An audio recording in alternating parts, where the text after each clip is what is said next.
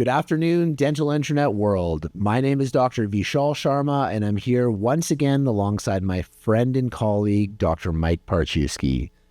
Mike, the leaves are changing color. It is autumn, and what a great time to fall back into the regular cadence of our podcast. How are you, Mike? I'm doing well. We took a little bit of time off through the summer, and then, we were doing some exciting stuff around here so that we thought we would hold off a little bit until we could announce some of the news that we've been involved with. And one of those is cloud-based digital impressions, and we're going to be talking about that today, so it's pretty exciting. Vish, Las Vegas, Dentsply Sirona World 2024 just wrapped up. Very exciting. A great event. Hey, did you enjoy that? Fantastic event. Happy to say that the smell of casino smoke has now left my hair just very recently. But lots of energy, lots of excitement, and I had a good time presenting at DS World 2024. What about yourself, Mike? How was the conference for you? I really enjoyed it. I found it was really hot this year, like 40 degrees. It was hot. So inside the convention, you're freezing, and as soon as you walked out the door, you're sweating. So for a Canadian guy like myself, I found it a bit of a challenge, not used to the heat. I'm not going to lie to that. But it was a lot of fun. The outdoor concert was great. The speakers were great. I do like that venue that they hold at the Caesars Forum there. Very, very nice. Now, Vish, you were lecturing this year on a couple different topics. Why don't you run us through your lectures and the feedback you've got from some of the attendees at those lectures? We had a presentation on Thursday on clear aligner essentials. So really just discussing attachment placement, IPR, how to sequentially do both so they're predictable, easy, repeatable. And that was really well received. It's a variation of a presentation and part of a larger weekend course that I've given on numerous occasions. So great pearls of wisdom, things that I've picked up on from previous mentors, and obviously just a bit of trial and error. So that was great. Friday, I had two really similar presentations, both on leveraging DSCore to better engage patients, leverage your team and their areas of expertise and how they can utilize DSCore to have more meaningful, profound conversations with patients on their oral health status, treatment, and case acceptance. So obviously that is a popular topic right now because it's emerging. It's things that you and I collectively have been discussing and working on and talking about how we can utilize this phenomenal piece of software to improve our outcomes, whether it's on diagnosis or especially on case presentation. So went really well. I'm excited to see how my team continues to use DSCore and the Canvas app, the Smile Simulator, etc. So I enjoyed it. Again, I had my fill of secondhand smoke, I think, for the year. So looking forward to going back in 358 days. But it was great. And similar to you, you had some innovative new topics of discussion this year. How were your presentations? Yeah, great summary. And I agree on the smoke for sure. I don't know if it's aging, but I find that my allergies are just acting up more now.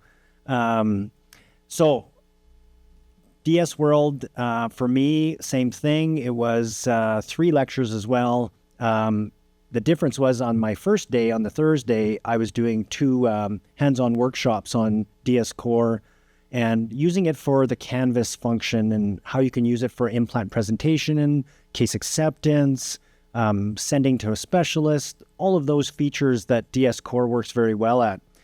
And it's always, I find interesting doing these hands-on courses because literally, no word of a lie, on the floor, I talked to Kevin, one of the developers for DSCore, and I literally found out 4 new features that were coming and being launched probably 20 minutes before I went into my presentation. So it made for an interesting presentation, but the people appreciated hearing, what's cutting edge and what's the latest.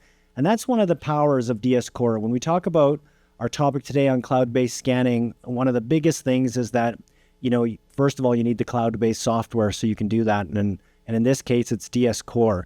And so DSCore has provided that ability for us to look at our files anywhere in the world, download, upload, feed all of our technology into one place and in a seamless fashion. And then it just allows them to layer and layer and layer new features. And so it is very exciting that how fast this is coming, and what is coming is very exciting. And I got to see segmentation of the mandible with an automatic nerve with Kevin as well, which was fantastic.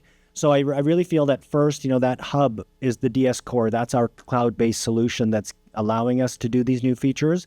Now, I'm going to leave it to you, Vish, to go through what this cloud-based digital impression is all about.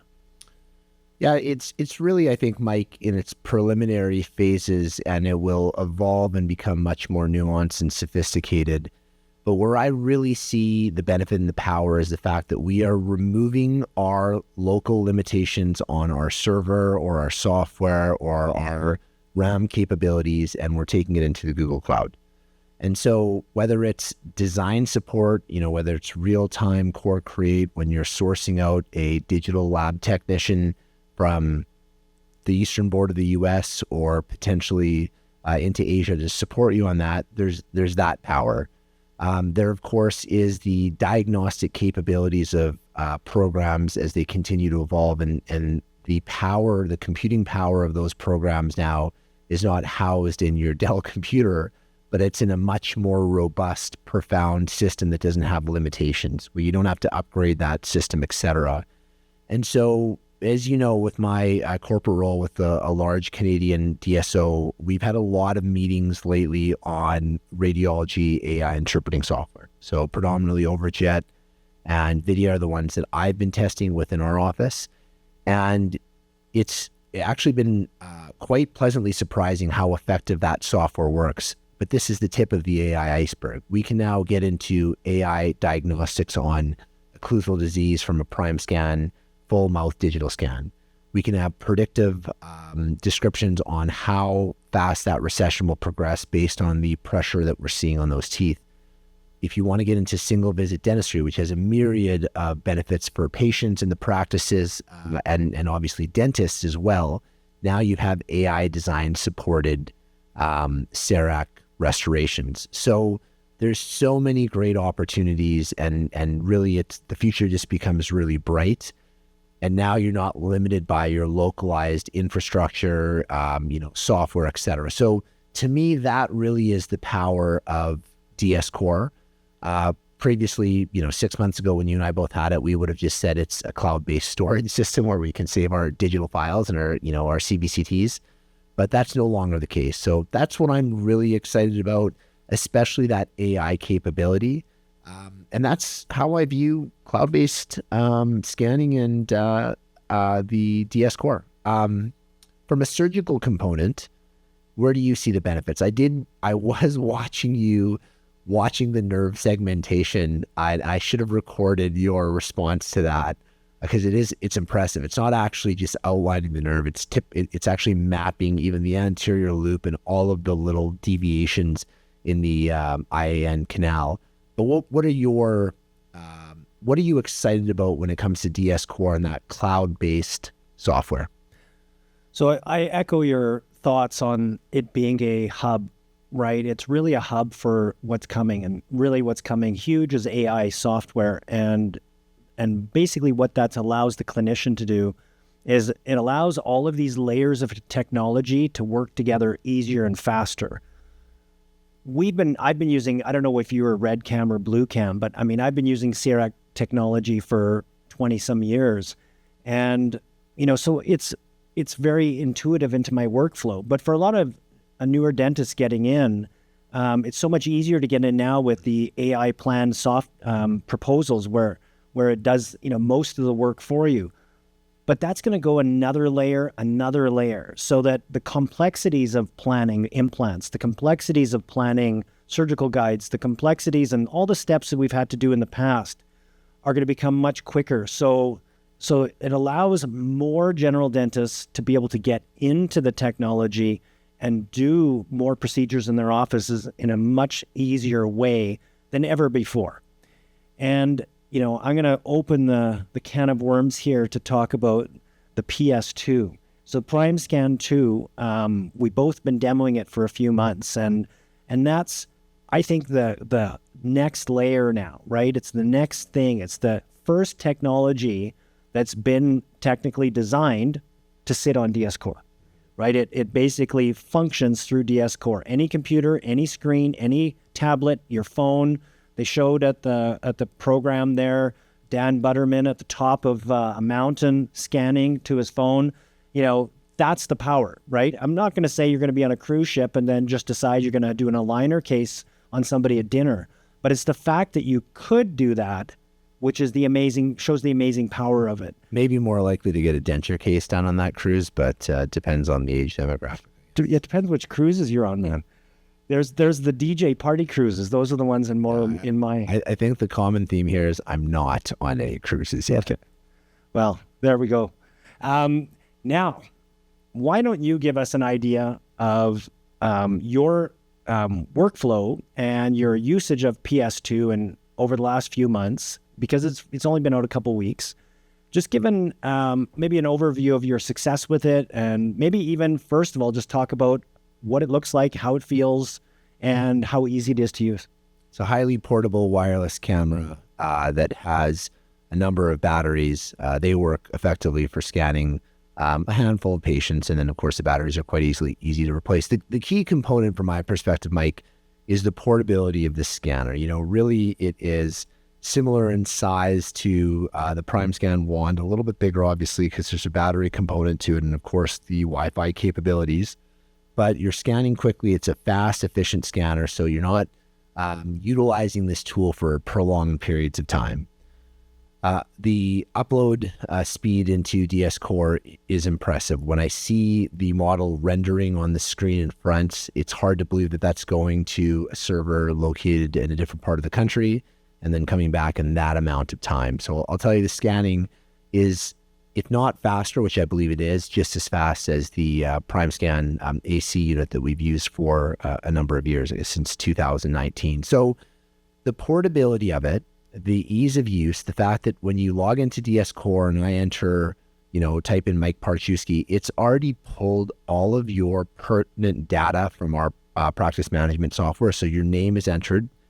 God forbid I have to spell Parchuski without having a cheat code in front of me. Your birth date is entered. So you've reduced a barrier for the team members to have to enter something, which of course, when time is of the essence, that becomes a bit of a challenge and an inconvenience and a hurdle for them. So the portability, the ease of use, and how fast it is to scan, we can now scan out of hygiene.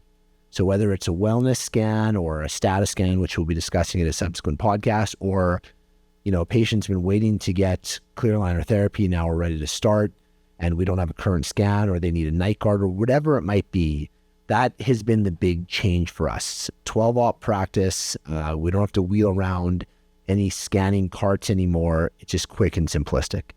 We're still getting into the functionality and usability of that. But as you and I have talked about on numerous occasions, that scan every patient, scan out of hygiene now is a reality because we're giving our hygienists and our team tools to be able to bring that dream and concept to fruition. That's the exciting aspect for me, which of course is not treatment related, but diagnostic related. And it's been great. Talk to us about your experience with it and what your thoughts have been as a Primescan 2 beta tester. So yeah, I'll echo your thoughts on making it easier to use for the team. I think the biggest thing that came to me when we started using the PS2 was normally with the Primescan, because I've always been harping on the hygiene exam, the hygienist leading the examination, and the hygiene new patient exam. And, we had that on one of our previous podcasts, so please check it out. But I tell you, whenever I wanted that scan all the time, the hygienists would always have resistance, right? Because they'd have to wheel in the Primescan. And now, when we started demoing it, we had started, we had to get, everybody had to train on it and learn on it. And, it was very quick. So before I knew it, I went into a room and the hygienist had done a digital impression. I didn't request it. I didn't ask it. And I kind of looked at her and I said, "What are you doing?" Because it was shocking. I'm like, "Oh," she goes, "Oh, it's so easy." And so that was a light bulb moment for me where I was like, okay, this is the technology that's going to actually drive my team to be using this on their patients more frequently. And that was a powerful moment for me. So I really feel that that was a big part of it. And then in hygiene, one of the other key things is intraoral photos, right? So we have on most of our chairs, we have the DS chairs with the, quick out of the holster intraoral camera. But what I like is with the PS2, it actually has the 2D functionality. So you can actually use it like a regular 2D camera. And I know you could do that off of an STL, and you can also render images and 2D images from the Primescan. But it also has the ability to do the NIRI and the fluorescence scans, right? So you can actually do cavity detection or crack detection on your teeth. So in one little unit, you can do your digital impression, you can do all your intraoral photos, and then you could do a cavity screen, and you could do a crack screen. And imagine the power there, that you haven't even walked in the room and your hygienist has told you about 3 cracked teeth. They've told you about some decay. The patient's seen it on the fluorescence and they're gung-ho and they're like, whoa, I got to get this fixed. And they've done a digital impression on them so you can talk to them about their bite and why those teeth are cracking. And it's just like everything for me just came together in that a more modern hygiene recall event that will occur and can occur. And the technology is finally there to allow our team to do it without booking extra time. Yeah, it's fantastic. It's like you have a big carnival of diagnostic information all combined in one area, and you're just ready to cruise. There's the cruise. I love it. That was double whammy right there. So Mike, you're fond on the digital hygiene exam. It's a great podcast that we've run, and you've run some fantastic seminars that I've been a part of where you describe that. And of course, as you know, and you've taught in those presentations, team engagement and facilitating the team to have tools that can ensure that they're utilizing their skill set. That's a key component, just removing barriers, giving them tools to engage. I found that you scan with the Primescan 2, you have DSCore up in front, patients respond favorably, and that positive feedback encourages the team to continue to utilize the tools that we have. And that's been a great add-on for us. What's next on the horizon for you for teaching, Mike, and demoing with DSCore and Primescan 2? What are you working on clinically, and what are you working on from an educational aspect? So upcoming, we've got, I still have got some courses coming up in the Academy in Toronto on the CBCT and implant planning. Otherwise, we're actually looking at setting up something locally here to do a little PS2 demo. And then, just some local stuff for the DSO that I manage here. Much like you, I also run the education program for a group of clinics. So a lot of that still focuses on upkeep, upgrade, and getting passionate about digital technology and getting people on board with that. And I do feel actually that one thing that has come through our group of clinics is more education content that's geared towards the team. And we've been doing a lot on the hygiene side, but also now getting towards the assistant. And so I think we're going to see some of the technology and some of the training being more built to the dental assistant and the dental team. So I think that'll be some of the stuff that's on the highlights coming up in the fall and into 2025. How about yourself? I'll be heading down to Charlotte to do some digital integration training for some of the customers down there, prospective customers down there. As you know, I was very excited to join the CDOCS faculty as their currently sole Canadian member. So we'll be doing some workshops coming up in Scottsdale and Charlotte. One on root to crown, which will cover a 2-hour all-encompassing root canal CERAC restoration with my friend Diwakar Kinra, an endodontist from the US. And I'll probably have a number of videos coming out about DSCore and how we're utilizing it. Hopefully that'll be motivating and informative for our listeners as to how they can incorporate it into their practices. And lots more to come, Mike. Right on. Thanks. Now we're going to cruise on here, but thanks everybody for watching. I appreciate it. Great update, Vish, and it feels good to be back on the podcast train, or I should have said back on the podcast cruise. But thanks everybody for watching. please feel free to like and subscribe. At Digital Workflow Dentistry is our Instagram, where we post a lot of this content. Take it easy, everyone, and take care. Great to fall back into the podcast with you, Mike, after a summer break. Just don't fall off that cruise. Thanks, everyone.